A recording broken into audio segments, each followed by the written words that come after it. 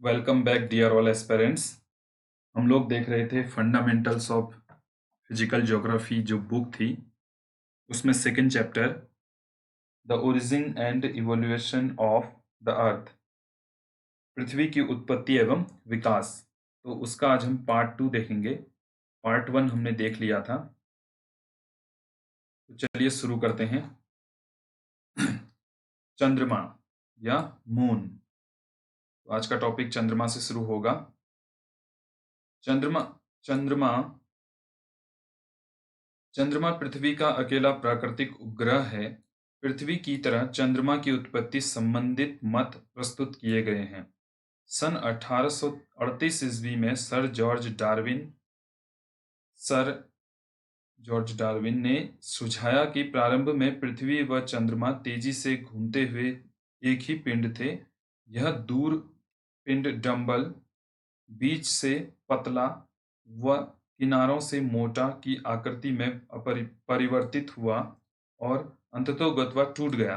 तो यहाँ पर बात एक स्पष्ट रूप से सामने आ रही है कि जो मून था वो किसी समय पे अर्थ का ही एक हिस्सा हुआ करता था और अर्थ घूमते घूमते उसी से टूटकर चंद्रमा क्या हुआ है, अलग हुआ है। तो अर्थ का हिस्सा ही इसे हम मान रहे हैं रिसर्च के आधार पे। आगे बढ़ते हैं। उनके अनुसार चंद्रमा का निर्माण उसी पदार्थ से हुआ है जो आज प्रशांत महासागर एक गर्त के रूप में मौजूद है। जो पैसिफिक ओशियन है, पूरी दुनिया का सबसे बड़ा महासागर, उस महासागर में जो पदार्थ हैं, उसी पदार्थ के आधार पे भी चंद्रमा का निर्माण हुआ है। ऐसा कौन कहता है? जॉर्ज डार्विन के अनुसार है। 1838 में इन्होंने अपने मत प्रस्तुत किए थे। यद्यपि वर्तमान समय में वैज्ञानिक इसमें से किसी भी व्याख्या को स्वीकार नहीं करते। तो जो मॉडर्न साइंटिस्ट हैं, वो जॉर्ज की बातों का विश्वास नहीं करते हैं अभी के टाइम पे। उनकी अलग एक धारणा है। ऐसा विश्वास किया जाता है कि पृथ्वी के उपग्रह के रूप में चंद्रमा की उत्पत्ति एक बड़ा टकराव जब हुआ था का नतीजा है, जिसे द बिग स्प्लैट कहा जाता है। ऐसा मानना है कि पृथ्वी के बनने के कुछ समय बाद ही मंगल ग्रह के 1 से 3 गुना बड़े आकार का पिंड पृथ्वी से टकराया। इस टकराव से पृथ्वी का एक हिस्सा टूटकर अंतरिक्ष में बिखर गया। टकराव से अलग हुआ यह पदार्थ फिर पृथ्वी के कक्ष में घूमने लगा और क्रमशः आज का चंद्रमा बना। यह घटना या चंद्रमा की उत्पत्ति लगभग 4.44 अरब वर्ष पहले हुई है।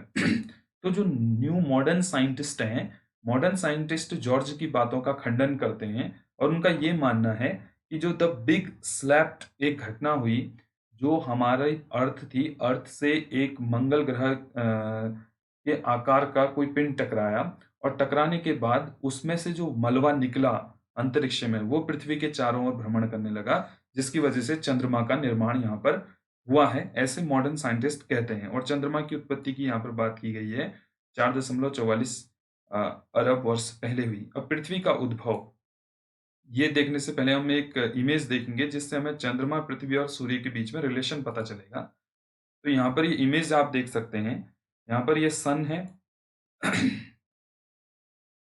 आप देख सकते हैं ये अर्थ है और ये मून है। तो जो मून है वो अर्थ के चारों ओर घूमती है और जो अर्थ है वो किसके चारों ओर घूमता है? सन के। वो सूर्य के चारों ओर घूमता है।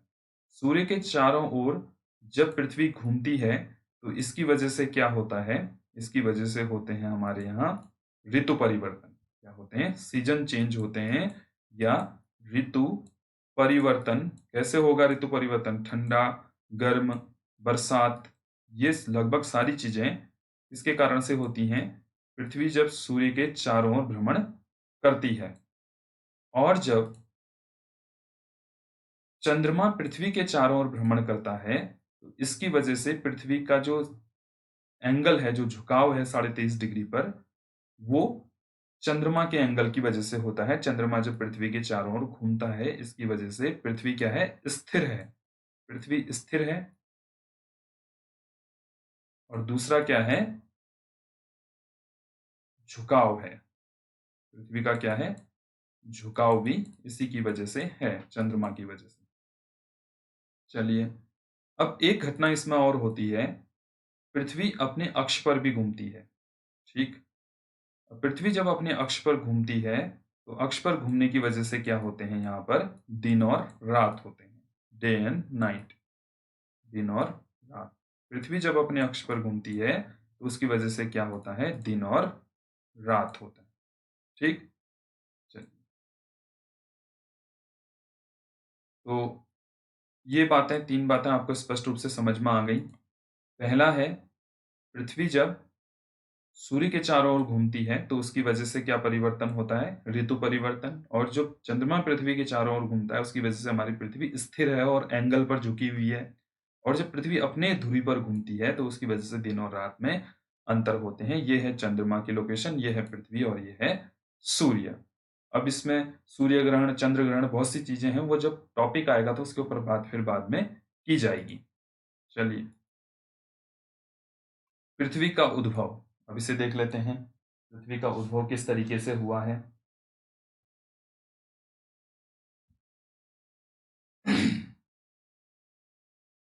क्या आप जानते हैं कि प्रारंभ में पृथ्वी चट्टानी, गर्म और वीरान ग्रह थी, जिसका वायुमंडल विरल था, जो हाइड्रोजन व हीलियम से बना था। तो जो पहले पृथ्वी थी, वो कैसी थी? वीरान थी।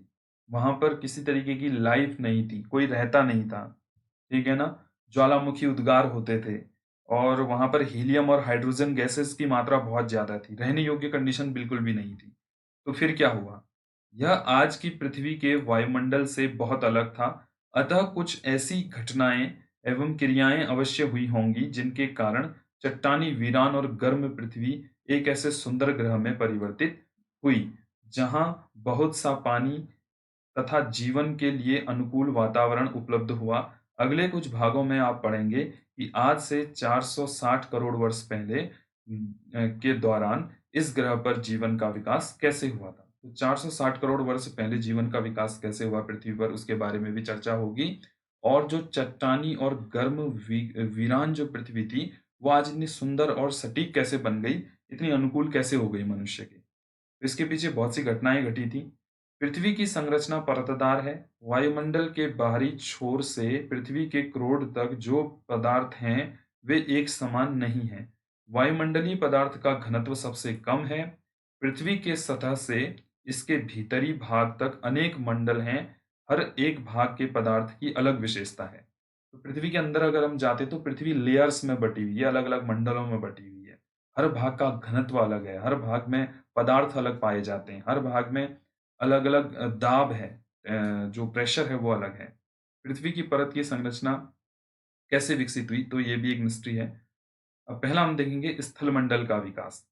तो जो स्थलमंडल है, लिथोस्फीयर है, उसका इवैल्यूएशन कैसे हुआ? ग्रहाणु व दूसरे खगोलीय पिंड ज्यादातर एक जैसे ही घने और हल्के पदार्थों से मिश्रण से बने हैं। उल्काओं के अध्ययन से हमें इस बात का पता चलता है, बहुत से ग्रहाणु के इकट्ठा होने से ग्रह बने। पृथ्वी की रचना भी इसी प्रक्रम के अनुरूप हुई है। जब पदार्थ गुरुत्व बल के कारण संहत हो रहा था, तो उन इकट्ठा होते पिंडों ने पदार्थ को प्रभावित किया। इससे अत्यधिक ऊष्मा उत्पन्न हुई। यह क्रिया जारी रही और उत्पन्न ताप के पदार्थ पिघलने, गलने लगा। ऐसा पृथ्वी की उत्पत्ति के दौरान और उत्पत्ति के तुरंत बाद हुआ। अत्यधिक ताप के कारण पृथ्वी आंशिक रूप से द्रव्य अवस्था में रह गई। तापमान की अधिकता के कारण ही हल्के-हल्के और भारी घनत्व के मिश्रण वाले पदार्थ घनत्व के अंतर के कारण अलग-अलग होना शुरू हो गए। इसी अलगाव से भारी पदार्थ जैसे लोहा पृथ्वी के केंद्र में चले गए और हल्के पदार्थ पृथ्वी की सतह या ऊपरी भाग के तरफ आ गए। समय के साथ यह और ठंडे हुए और ठंडे रूप से परिवर्तित होकर छोटे आकार के हो गए। अंततोगत्वा यह पृथ्वी की भूपर्पटी के रूप में विकसित हो गए। हल्के व भारी घनत्व वाले पदार्थों के पृथक होने की इस प्रक्रिया को विभेदन कहा जाता है, डिफरेंशिएशन कहा जाता है। चंद्रमा की उत्पत्ति के दौर भीषण संकट जाइंट इम्पैक्ट के कारण पृथ्वी का तापमान पुनः बढ़ा या फिर ऊर्जा उत्पन्न हुई, और यह विभेद का दूसरा चरण था। विभेद की इस प्रक्रिया द्वारा पृथ्वी का पदार्थ अनेक परतों से अलग हो गया। पृथ्वी के धरातल से क्रोड तक कई परतें पाई जाती हैं, जैसे क्रस्ट, परपटी कहते हैं हम इसे हिंदी में, प्रवार, मेंटल और बाह्य कोर। बाह्य कोर और आंतरिक कोर, आउटर कोर और इनर कोर पृथ्वी के। अच्छा, इसको हम एक इमेज के थ्रू अगर हम देखेंगे ना, तो हम और अच्छे से समझ सकते हैं। अगर हम पृथ्वी को इस तरीके से देखें, तो यहाँ पर जो आप देखेंगे, ये ऊपरी वाला जो हिस्सा है, अ, ये इसे हम इस तरीके से डिवाइड कर लेंगे और फिर इसे हम अलग इमेज से देख सकते हैं। यहाँ पर ये जो है, इसे हम बोलते हैं क्रस्ट। क्या बोलते हैं? क्रस्ट या प्रपटी। और बीच में जो दूसरा हिस्सा है, इसे आप बोल सकते हैं मेंटल। और अंतिम में जो अंदर हिस्सा है, उसे आप बोल सकते हैं कोर। अब ये कोर जो है, दो हिस्सों में विभाजित है। एक है इनर कोर और एक है आउटर कोर। आउटर कोर ये है और इनर कोर ये है। ठीक, तो इस तरीके से पृथ्वी को आप समझ सकते हैं, जो अलग अलग जो फेजेस हैं या अलग अलग परतों में जो बटी हुई है। ऊपरी भाग के अंत से आंतरिक भाग तक पदार्थ का घनत्व बढ़ता है। तो जैसे जैसे आप ऊपर से अंदर की तरफ जाएंगे, क्रस्ट से कोर की तरफ जाएंगे, तो क्या होगा? घनत्व बढ़ेगा, डेंसिटी क्या होगी? उतनी ही बढ़ेगी, और दबाव भी बढ़ेगा। प्रेशर और डेंसिटी दोनों बढ़ने लग जाएंगी। ठीक, हर परत की विशेषताओं का विस्तार पूर्वक अध्ययन हम अगले अध्याय में करेंगे। तो जो इसमें जो भी हमारी प्रोसेस हैं, या जो अलग अलग तरीके की इसमें प्रक्रियाएं हो रही हैं, तो उन सब चीजों के बारे में हम नेक्स्ट वाले चैप्टर में देखेंगे। ठीक, चलिए, वायुमंडल व जलमंडल का विकास भी देख लेते हैं, और उससे पहले हम देख लेते हैं इस वाले चार्ट को, क्योंकि ये बहुत ज्यादा इंपॉर्टेंट है। चलिए, जीवन की उत्पत्ति कैसे हुई, पृथ्वी में क्या क्या चीजें किस किस समय पर आई हैं, सारी डिटेल इसमें दी गई है। तो पृथ्वी के अंदर जैसे ही हम जाते हैं, तो वहां पर आपने देखा कि खगोलीय पिंड जिस समय पे टकराए, या पृथ्वी की उत्पत्ति जिस समय पे हुई थी, उसके बाद जो घटनाएं होने लगी, उसके बाद से ही पृथ्वी का निर्माण हुआ, और धीरे धीरे चीजें ठंडी होने लगी, एसिडिक रेन होने लगी, एसिडिक रेन के बाद नॉर्मल रेन होने लगी। फिर जीव जंतुओं की उत्पत्ति होने लगी। सबसे पहले एक जीवीय एक कोशिका वाले जीव उत्पन्न हुए, उसके बाद बहुकोशिकीय जीव उत्पन्न हुए। इस तरीके से पृथ्वी में जीवन आने लगा। भूवैज्ञानिक कालक्रम हम देख लेते हैं इसमें, जो जियोलॉजिकल टाइम स्केल है। ईयान एक इकाई है इसमें, जो समय को दर्शाती है। महाकल्प है, कल्प, युग, आधुनिक वर्ष, और जीवन के जो मुख्य घटनाएं हैं वो हैं। पहला ईयान है। इसमें ईयान की अभी कोई जानकारी नहीं है। नवजीवन सेन्योजोइक है। आज से 6.3 करोड़ वर्ष पहले की बात है। चतुर्थ कल्प इसे कहते हैं। और युग इसमें है अभिनव, अत्यंत नूतन। आयु है 0 से 1000 वर्ष, 1000 से 20 लाख वर्ष पूर्व की घटनाएं हैं। आधुनिक मानव, आदि मानव इसमें आ गए थे आपका। ठीक है ना। अगला इसमें है तृतीय कल्प, टर्शियरी, अधिनूतन, अल्पनूतन, अधिनूतन, आदिनूतन और पुरानूतन, सारी इसमें युग हैं। और ये युग की श्रेणी इसमें दी गई है कि अधिनूतन 20 लाख से 50 लाख, अल्पनूतन 50 से 2.4 करोड़, अधिनूतन है आपका 2.4 करोड़ से 3.7 करोड़ वर्ष। और इस तरीके से इसमें डिटेल दी गई है।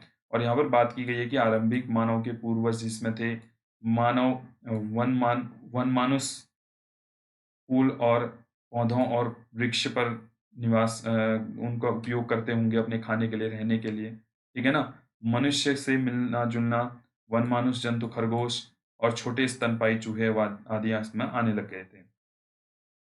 मध्यजीवी मेसोजोइक में हम देखते हैं 6.5 करोड़ वर्ष से 24.5 करोड़ वर्ष पहले स्तनपाई थे। क्रिटेशियस, जुरैसिक और टर्शियरी। जुरैसिक नाम से आपको जुरैसिक पार्क मूवी की याद आ गई होगी। इसमें डायनासोर का डोमिनेंट था, तो डायनासोर इस समय ज्यादा मात्रा में हमें देखने को मिलते थे।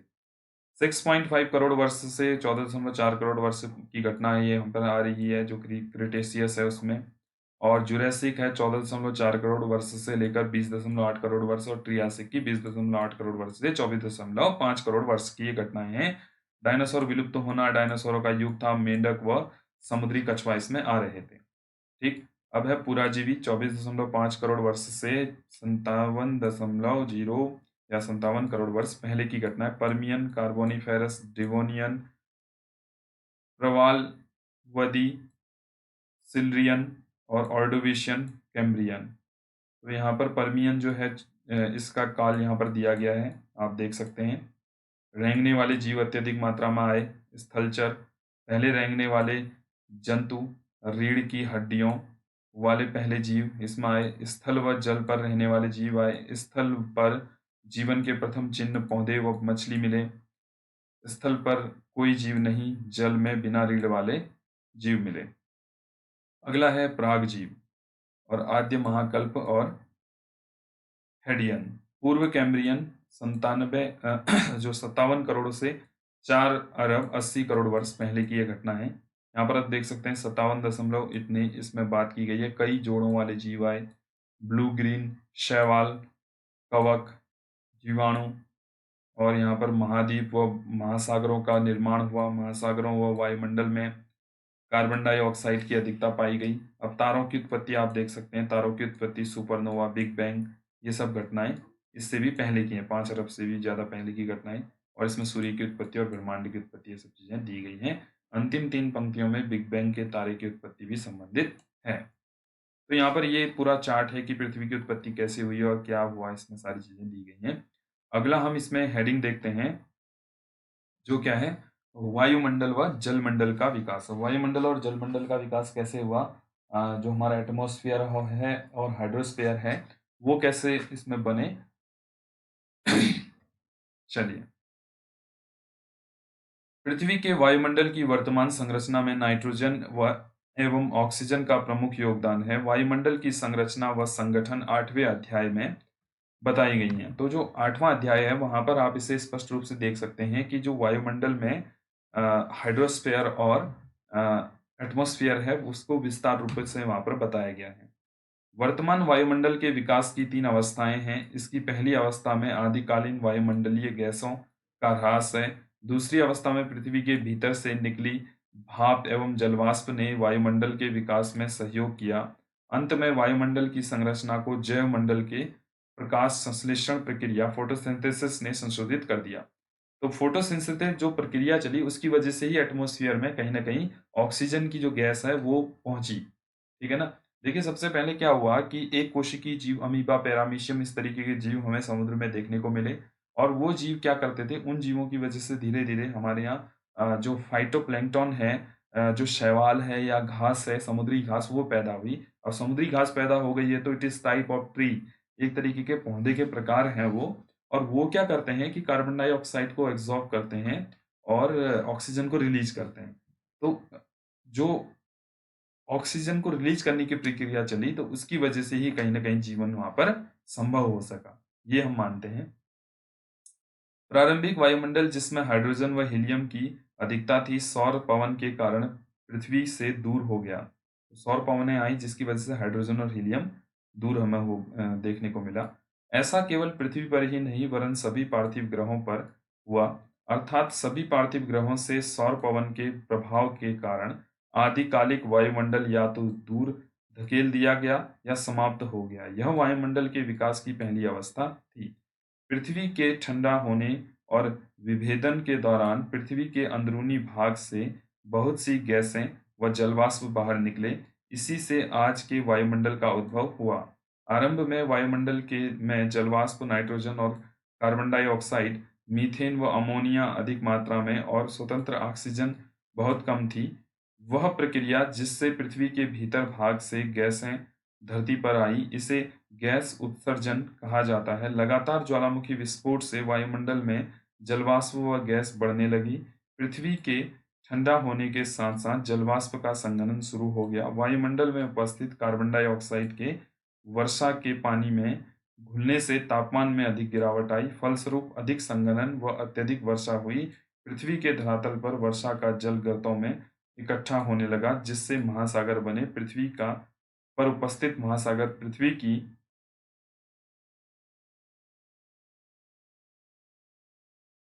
उत्पत्ति से लगभग 50 करोड़ सालों के अंतर्गत बने हैं। तो जो महासागर हैं वो पृथ्वी की उत्पत्ति से कब बने हैं? 50 करोड़ साल के अंतर्गत बने हैं। जब पृथ्वी की उत्पत्ति हुई तो 50 करोड़ साल बाद ये बने। और बनने की प्रक्रिया क्या है? आपका उत्सर्जन है। तो गैसीय उत्सर्जन हुआ, उसकी वजह से ज्वालामुखी जो विस्फोट हो रहे हैं उसकी वजह से जलवाष्प बनने लगा, जो वाटर वेपर बनने लगे। और वाटर वेपर क्या करते हैं? एक समय बाद बारिश कराते हैं, सीधी सी घटना है। तो एसिडिक रेन होने लगी। अब एसिडिक रेन होते होते फिर बाद में, क्योंकि पृथ्वी में लगातार ज्वालामुखी की घटनाएं घट रही थी, फिर नॉर्मल बारिश होने लगी, जिसकी वजह से पानी बहुत ज्यादा मात्रा में बढ़ गया और हर जगह ये घटनाएं चल रही थी पूरी पृथ्वी में। तो इस वजह से इन समुद्रों का निर्माण निर्माण हुआ है, ऐसा वैज्ञानिक तथ्य बताते हैं। इससे हमें पता चलता है कि महासागर 400 करोड़ साल पुराने हैं। लगभग 380 करोड़ साल पहले जीवन का विकास आरंभ हुआ। यद्यपि लगभग 250 से 300 करोड़ साल पहले प्रकाश संश्लेषण प्रक्रिया विकसित हुई। लंबे समय तक जीवन केवल महासागरों तक सीमित रहा। प्रकाश संश्लेषण की प्रक्रिया द्वारा ऑक्सीजन में बढ़ोतरी महासागरों की देन है। धीरे धीरे महासागर ऑक्सीजन से संतृप्त हो गए और वायुमंडल में ऑक्सीजन की मात्रा 200 करोड़ वर्ष पूर्व पूर्ण रूप से भर गई। अगला है जीवन की उत्पत्ति। अब यहाँ पर जो ओरिजिन ऑफ लाइफ है, अब जीवन की उत्पत्ति कैसे हुई, ये सब चीजें तो हो गई। वायुमंडल बन गया, सौर सौर पवनें आई, सौर पवनों ने क्या किया, जो वहां पर हानिकारक जो गैसें थी उनको हटा दिया गया और कुछ गैसें वहां पर रह गई अधिक मात्रा में, जिनकी वजह से वहां पर इस तरीके वायुमंडल का क्रिएशन हुआ। और समुद्र पानी का क्रिएशन किस तरीके से हुआ? वाटर वेपर और जो प्रेसिपिटेशन बारिश की घटनाएं हैं उनकी वजह से वहां पर क्या हो रहा है? आपका समुद्रों का निर्माण हो रहा है। ये बात हमने स्पष्ट रूप से देख ली। फोटोसिंथेसिस प्रक्रिया भी चल रही है, प्रकाश संश्लेषण। ये प्रकाश संश्लेषण की प्रक्रिया कहीं ना कहीं मानव जीवन के लिए बड़ी उपयोगी है। तो यहाँ पर हमें पता चलेगा कि मनुष्य का जीवन किस तरीके से और कब इसमें बना था। पृथ्वी की उत्पत्ति का अंतिम चरण जीवन की उत्पत्ति व विकास से संबंधित है। निसंदेह पृथ्वी का आरंभिक वायुमंडल जीवन के विकास के लिए अनुकूल नहीं था। तो जब पहले पहले पृथ्वी बनी थी, हमारा पृथ्वी का फॉर्मेशन हुआ था, तो उस समय पे जो वहाँ का एटमॉस्फेयर था वो मनुष्य के रहने लायक नहीं था। ठीक। अब वो किस तरीके से मनुष्य के रहने लायक हुआ उस बारे में बात होगी।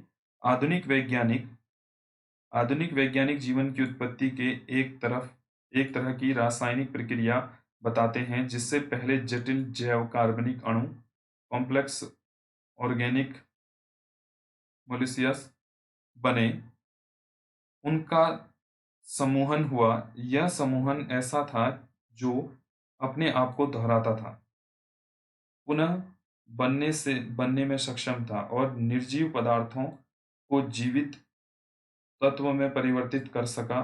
हमारे ग्रह पर जीवन के चिन्ह अलग अलग समय के चट्टानों में पाए जाने वाले जीवाश्म के रूप में 300 करोड़ साल पुरानी भूगर्भिक शैलों में पाई जाने वाली सूक्ष्मदर्शी संरचना आज की शैवाल ब्लू ग्रीन एल्गी की संरचना से मिलती जुलती है। यह कल्पना की जा सकती है कि इससे पहले समय में साधारण संरचना वाली शैवाल रही होगी।